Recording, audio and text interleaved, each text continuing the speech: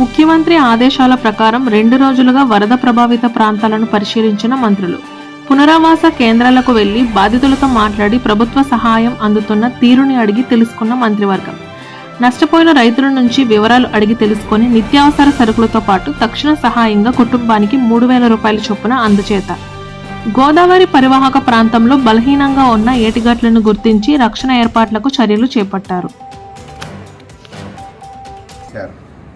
గత 5 సంవత్సరాలు ఎప్పుడైనా ఒక విపత్తు వస్తే, ఎప్పుడైనా వరదలు వస్తే ముఖ్యమంత్రి ఎప్పుడైనా సరే రివ్యూ తీసుకొని అధికార యంత్రాంగానికి అలర్ట్ చేసినటువంటి రోజు ఒక్కటైనా ఉందా?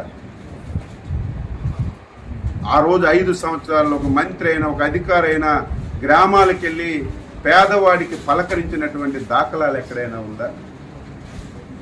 మొన్న ఎప్పుడైతే భారీ వర్షాలు వస్తాయి, గోదావరి నదికి విపరీతంగా వరదొస్తుందని తెలిస్తే మా విపత్తుల శాఖ మంత్రి శ్రీమతి అనిత గారు జూమ్లో కాన్ఫరెన్స్ తీసుకొని కలెక్టర్లకు అలర్ట్ చేశారు. ఏవైతే ముంపు ప్రాంతాలు ఉన్నాయో, ముంపు మండలాలు ఉన్నాయో అధికార యంత్రాంగానికి అప్రమత్తం చేసి ఏ ఒక్క ప్రాణ నష్టం జరగకూడదు, వారందరికీ సురక్షిత ప్రాంతాలకి తరలించడమే కాదు, మీరు చూశారు గతంలో వరదొస్తే తరలించి వారికి బస్తాల్లాగా ఒక స్కూల్లోనో కొట్లోనో పెట్టేయడమే తప్ప ప్రభుత్వాలు చూడక ఆర్తనాదాలు విన్నాం. మాకు భోజనం అందడం లేదు, పిల్లలకు పాలు అందడం లేదు, సకాలంలో నీళ్లు లేవు, టాయిలెట్స్ లేవని. ఈ 5 రోజుల్లో ఎక్కడైనా ఒక వార్త వచ్చిందా?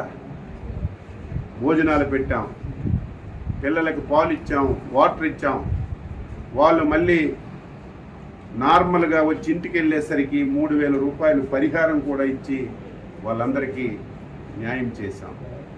ఈరోజు ఈ 2-3 జిల్లాలు తిరుగుతుంటే గత ప్రభుత్వం పాపాల వల్ల ఏవైతే పురాతనమైనటువంటి కాలువలు ఉన్నాయో, గెడ్డలున్నాయో 5 సంవత్సరాలు గాలికి వదిలేశారు.